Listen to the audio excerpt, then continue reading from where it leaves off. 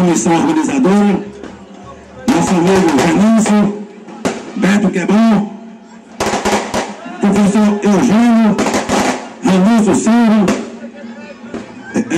Oliane, Cicinho,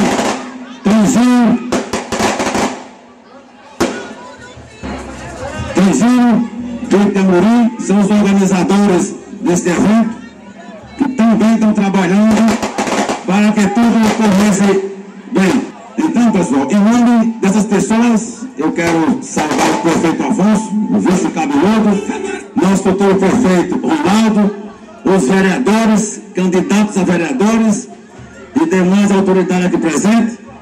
Agora eu quero mandar o meu boa noite às verdadeiras autoridades dessa festa, que são vocês.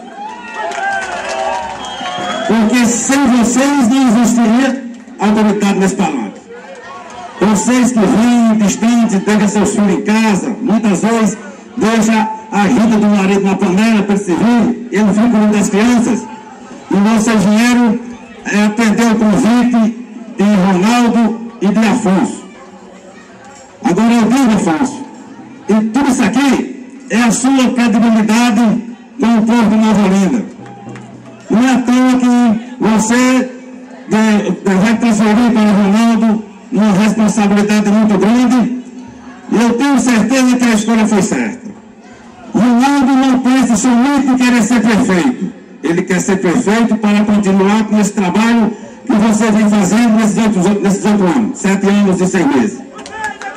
E tenho certeza que Nova Olinda vai se transformar, continuar sendo um canteiro de obras, porque Afonso vai me ensinar o caminho das secretarias, dos ministérios, vai nos dizer direitinho como se faz para trazer dinheiro para a educação, para a saúde, para recursos para manter o nosso pessoal.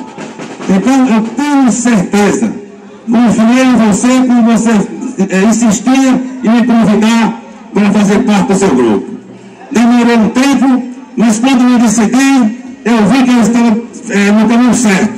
Eu estava trabalhando e votando na pessoa certa. Tenho certeza que você vai fazer um trabalho igual ao de Afonso. Se fizer igual, Nova Olinda está de parabéns, e muito de parabéns, porque onde você chega, você encontra uma placa com obras feitas por Afonso. Eu, quando estava do seu lado, Afonso está viajando. Eu mesmo ficava exclusivamente viajando. Mas por quê? Eu hoje estou com vocês e eu sei por que você viaja. Muitas vezes você consegue dinheiro para Nova Olinda, uma vela, mas tem que assinar o convênio.